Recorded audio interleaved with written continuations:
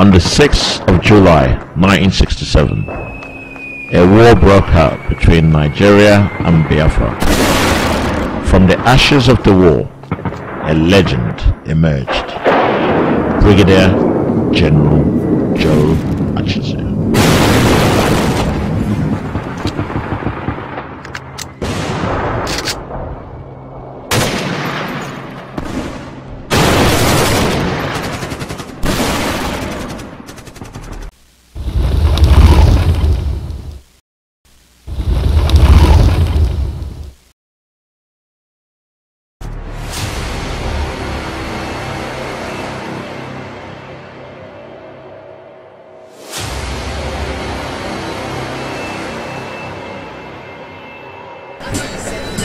Ọlụche ndị Igbo n'iru aka gbara onye bụ ọsọ enough. We have two issues. One, the issue of identity. Number two, the issue of freedom. If all we deliberated on the decisions we took is acted upon, there will be peace and harmony reigning back into the IPOB system. My identity is that I am a Biafra. Not that I'm an Igbo man. Igbo man means is the language that puts Igbo on me. But where I defended, fought for, is the land of Biafra. I can't Biafra.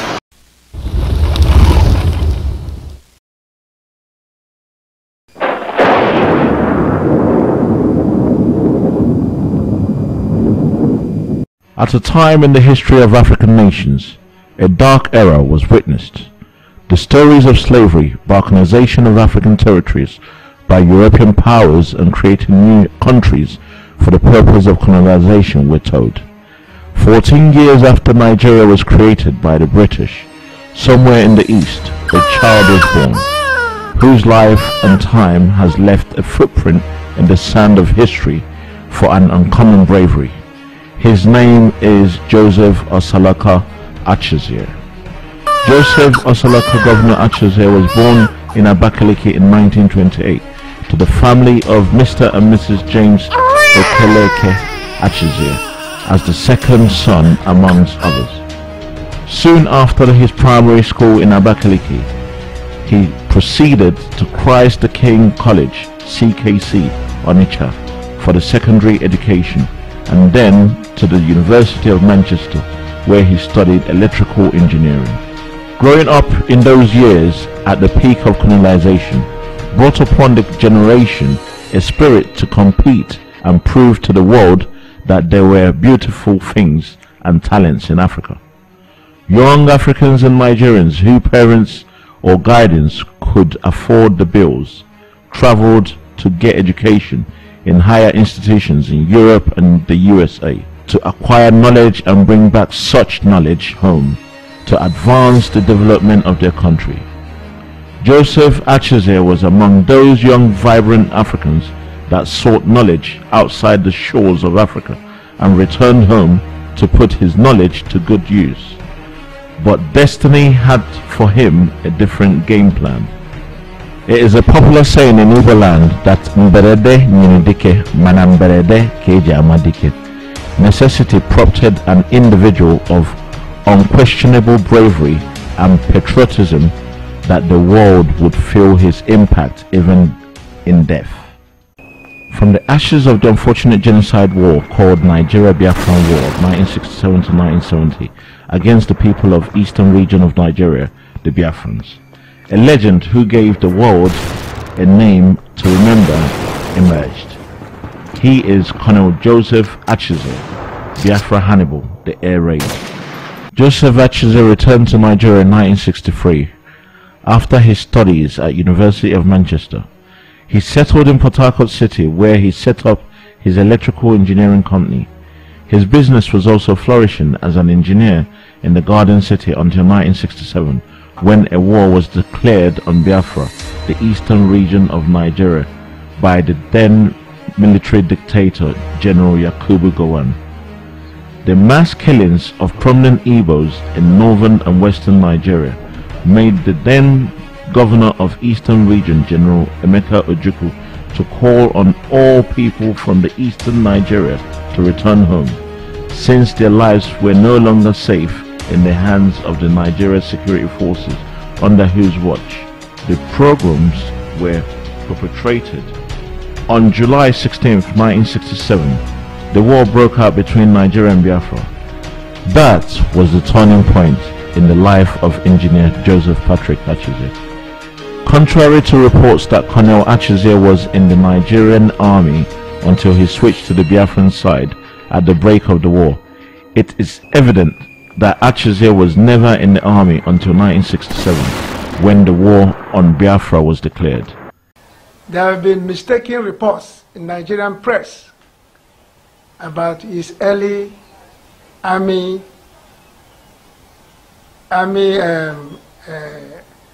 tenure in the Nigerian army. No, Joe Achuzia was never in the Nigerian army. That was the beginning until the beginning of the Nigerian Civil War, where he joined the Biafran militia, and during the fall of Midwest, back to the federal forces, Joe Achuzia emerged as a militia officer, and by the time Asaba fell finally to the federal forces, he was probably the most trusted officer on the Biafran side. It was the sense of patriotism, belief in justice and equity, reinforced by brotherly love and the Igbo spirit, that made Joe Achuzia to join the Biafran armed forces and fight for the survival of his people in the wake of the war in 1967. As a colonel, Achuzia exhibited unmatched bravery, faith and extraordinary leadership instincts in combat. Achuzia soon became the epitome of bravery in the Biafran camp and terror on the Nigerian camp. He earned the names Air Raid Hannibal because of his rigid and stubborn belief in no retreat once a battle was set. Achuzia, a warrior, a man that dedicated his life and time for the freedom of his people and what he believed in. I'm so glad I met him during the war. I was also playing my own part during the war. Security officer to Dumego Juku and ADC at one time. I met Achuzia. I saw Achuzia. I was around when he brought his reports. Often between 1 a.m. and 4 a.m. He looked tough and he looked rugged. He was just a man who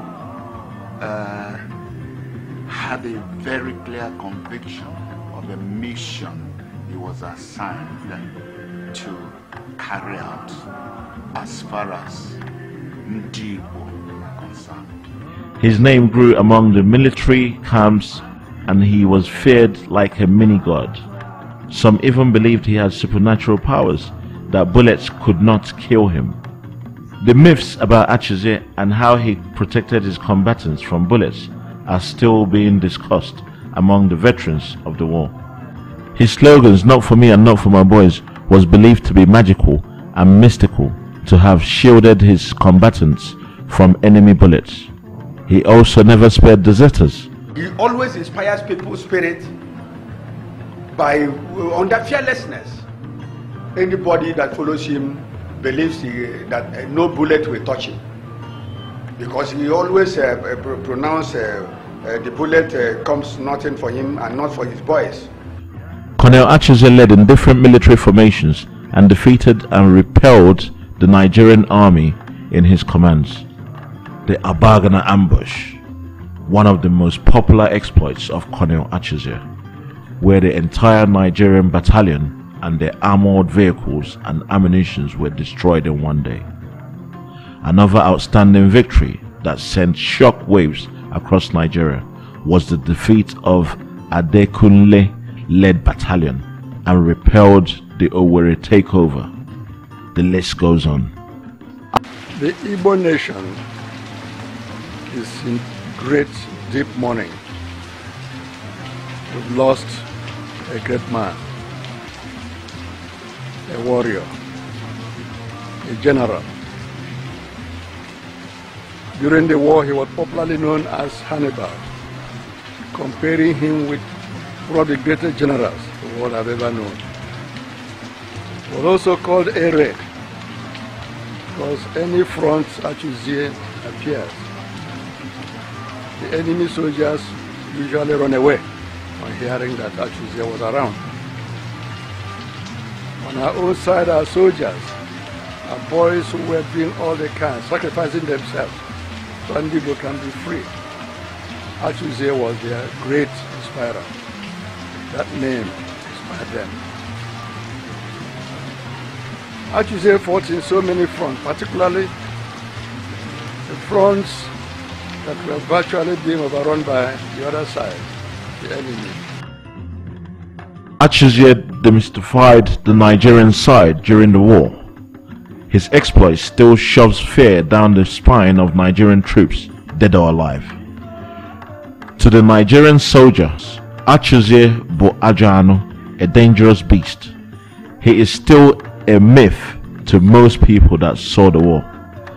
His battalion was last to surrender at the end of the war, as he threatened to fight on until he got an acceptable condition to lay down his arms. His conditions were met before he surrendered, and the war ended on August 11, 1970. His reputation for causing most loss to Nigerian army earned him a 7-year detention in a solitary confinement in Katsina, as Nigerian government believed that Colonel Achuzia could start another war if he was released alongside his colleagues in the Biafran army. Upon his release from prison in 1976, Achuzia settled in his hometown Asaba, where he continued to work for the unity of Ndibo. Achuzia's commitment to the unity of the Igbo race in Nigeria is informed by his gallantry as both a soldier and a military tactician. It takes bravery to stick out one's neck for the Igbo cause in a country such as Nigeria, where political leadership is premised on the born-to-rule ideology. But Achuzia never wavered, even in the face of self-discomfort. He stood for the unity and cause of Igbo nation till his last breath. The relationship between the Delta Igbos and their kith and kin across the Niger had been at best slippery. The Anyomas, as the Delta Igbos call themselves, have often alluded to their marginalization by the Igbos across the Niger. This is one area that the late Achuzia played a prominent role in mending. He was one of the people who made the Delta Igbos come to accept that the Igbos across the Niger as their kith and kin. This role became more pronounced when he emerged the Secretary General of Ohanaeze Ndigbo. Before Achuzia's emergence, many had thought it impossible for a Delta Igbo to assume such high-profile position within the Ohanaeze Ndigbo structure, but Achuzia proved them wrong. His ascension to this position was both symbolic and significant. Symbolic in the sense that the Delta Igbos felt a representational presence in the structure of Ohanaeze Ndigbo, and significant because it was a watershed moment for the Delta Igbos, who for once came to accept the fact that the wedge that existed between them and their knit and kin across the Niger was artificial and political, the handwork of those seeking to perpetuate such division for selfish ends. Ikemba in Asaba is a man of many parts, well respected. He has played his part very, very well. Ikemba is an Asaba who is widely recognized and respected for the parts he's played in ensuring that he keeps the Igbo united. You know, during his 90th birthday that was celebrated at Onitsha, you know, the turnout from the Igbo community depicts the role he played, not just during the war, but in his bid to make sure that he foster unity within the Igbos and unite the Igbos so that they could take their pride of place in the society Nigeria. So Ikemba, there's a lot to talk about Ikemba, and honestly I do not know exactly where to start from. Is it his role during the Nigerian Civil War that I will talk about, or the part he played as an Asaba son? You know, we know Ikemba is an Igbo redentist. Anything Igbo gladdens his heart, and in every opportunity he has, he shows it. And that was why he was one time the Secretary General of the Ohanese Pan-Igbo group. In his later days, he worked with the Igbo leaders to establish the Center for Igbo Unity in Enugu, known as the Igbo-Zurume Center for Igbo Unity, a rallying point for all sons and daughters of Igbo land. The center is located adjacent to Akanubiam International Airport, Enugu.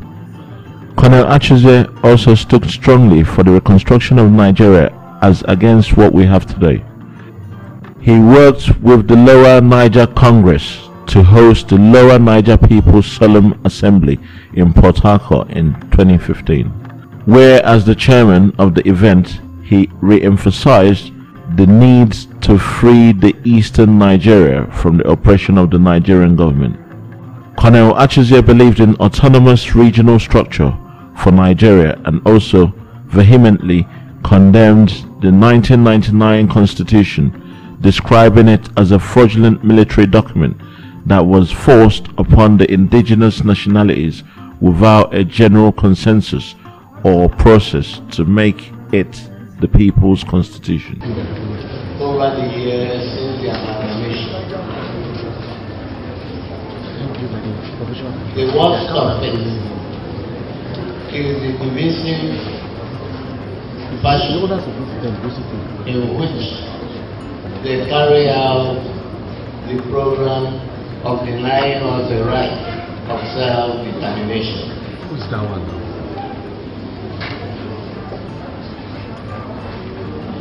The secretary has set it up, and you are seeing up in the screen before you. All I will say is that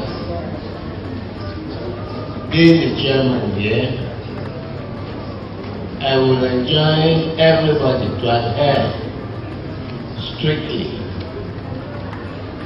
to what we have discussed here. General Achuzia was the Secretary General, Supreme Council of Elders of Indigenous People of Biafra. He believed that indigenous people have the right to pursue their independence and self-rule. When the elders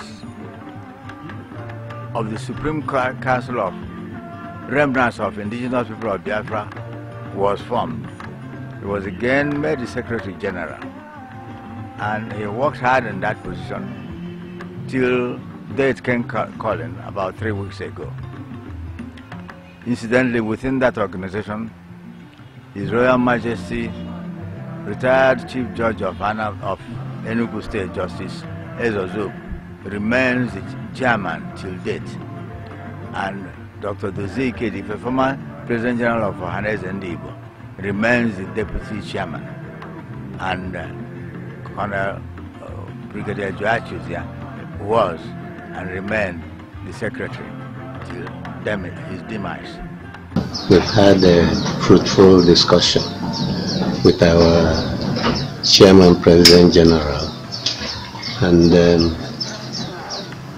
I think that if all we deliberated on and the decisions we took is acted upon, there will be peace and harmony reigning back into the IPOB system. Achuzia was committed in making sure the current generation do not make the mistakes of the past, and thus advocated that the history of what happened during the Biafran War is passed on to the next generation. Oluche ndị Igbo n'iru aka gbara onye bụ ọsọ enough.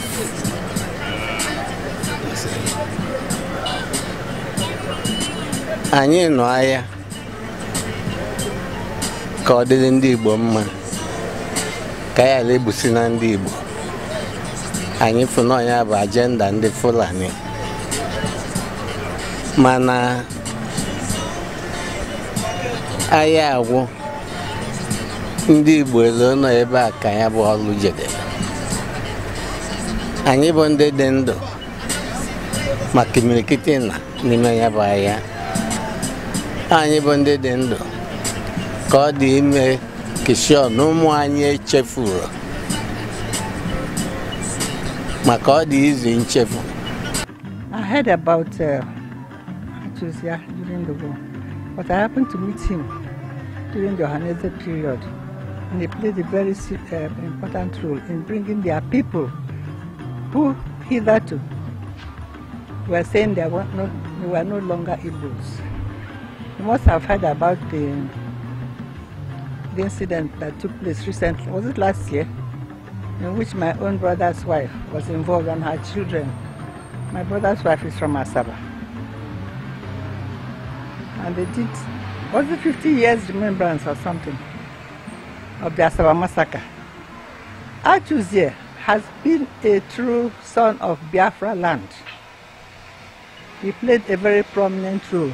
While others were rejecting us, he has been with us all the time. In fact, he was the right-hand man of former President of Ohaneze, Ambassador Rafu Wechwe. He was his right-hand man.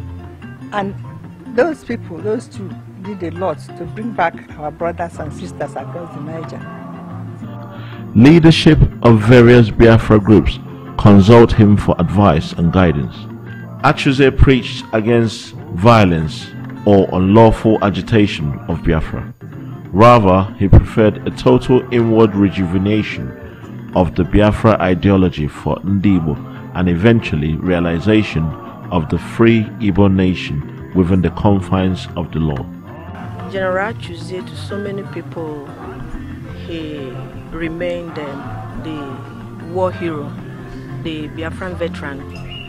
But so many do not know him, to the extent that those of us who are still in the Biafra struggle, the way we know him. Achuzia is the Secretary General of the Spring Council of Elders, the clearinghouse of all the pro-Biafran groups. He did not just stop after the war. Achuzia continued to fight for Biafra even till death. In his book, Requiem Biafra, published in 1986, Achuzia stated unequivocally that Biafra never surrendered nor was defeated, but it was a no victor, no vanquish agreement. Nigeria did not defeat us. When you defeat a people, two things happen. You have prisoners of war. Nigeria till date cannot tell you that there's 1, 2, or 3 prisoners of war because there was none. Nigeria did not ask us to return our weapons. Everybody went home with their weapons. At the same time, Nigeria did not ask us, oh, sign for us that you will not answer Biafra anymore. Traditionally, Achuzia was a leader in Asaba and Abo. His titles, Ikemba of Asaba and Ochiagha of Abo, attest to this fact. J.O.G. Achuzia, Ikemba of Asaba, is a prominent chief of Asaba. somebody who has contributed immensely to social development in Asaba. He was one of the palace chiefs and attended our meetings regularly. I was one of the advisors of His Royal Majesty, the Asaba of Asaba, Professor Chike Bozan. When he launched his book, Requiem Biafra, in fact, one of the first people he gave a complimentary copy was my dad. And it was that copy that I read. Since then till his death, I've known him on several levels. I've known him in Asaba, his properties in Asaba. I knew him as a gentle, quiet, soft-spoken man in later years, but a very strong-willed person. At home, Joe Achuzia was the gentle, loving father and grandfather. His children remembered their father as such a wonderful man who never raised his hands to beat his children or grandchildren, but would prefer to talk to them each time they misbehaved, and that worked effectively. Till date, even before I got married, he still keep on telling us the same story, how to become a man of your own. And anytime he sees you go wrong, he won't scold you outside. He will always allow you to come inside the house and sit you down, and he will talk to you after telling you anything you want to hear. I think you're going to do anything you feel like doing, but with his words, you have to make your ways straight. On a personal level, the loss of my father to me and to my brother is a great loss, as it is also a great loss to the Biafran nation. However, what he started, we must continue. We must secure Biafra from outside influences by whatever means, but our own plea, which was my father's also at the later part of his life, is we will do it peacefully, but we will do it.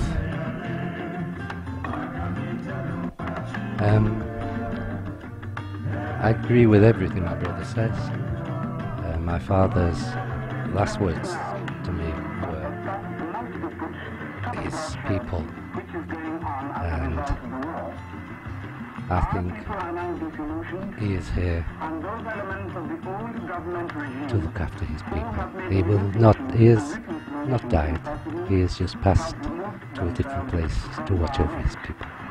Colonel Joseph Achuzia was a myth, a mini-god, a terror, and also an angel. His belief in justice and equity was never in doubt.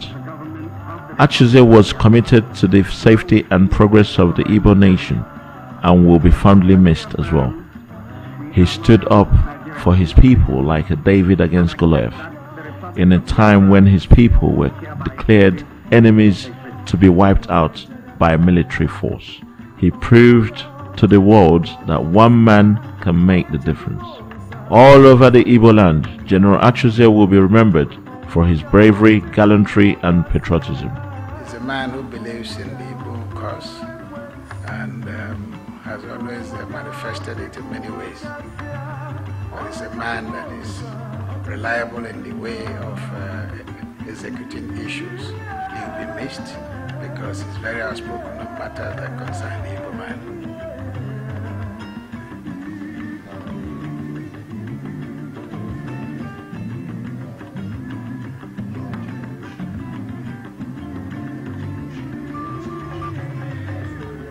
Well, they will miss him because he's a man who relates with all levels and all ages. They will miss him because he was an epitome of history. He has knowledge of the tradition and the knowledge of history of Nigeria in general and Igbo man in particular. So they will miss his counseling. They will miss his ideology. They will miss his leadership. He's someone that when you run to will reduce any tension you have to practical situation. As you know, he has been the bridge between the young agitation and the reality of what it should be. So that aspect of him will be missed. We're trying to see if we can publish a book he was writing before he died. If we're able to do all that and put it in the limelight and let people know, we have fora where people should know what he has done, the kind of role he has played in this country, and they should be able to. Now I see that history is coming back in schools. These are the things we should document, put it out there for the children to learn and know how this country has come to be what it is and the role he has played in how the country has been.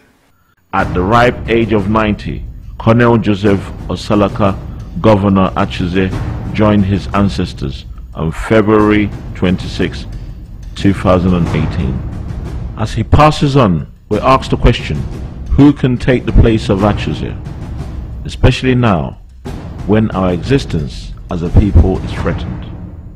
We leave you to find the answer. Fare thee well, the people's general. Fare thee well, the Ikemba Saba. Fare thee well, Ochara of Abo. Fare thee well, the air raid.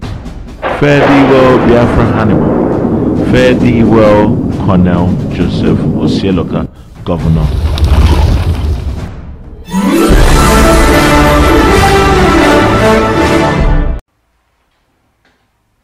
Thank you for watching this video documentary brought to you by Alibo Development Foundation, with a special thanks to Asaba Development Union Chairman and his executives. To watch further of this video or to send it to your friends and families, visit BVI Channel 1 YouTube channel. Subscribe to it for more videos. Thank you and goodbye.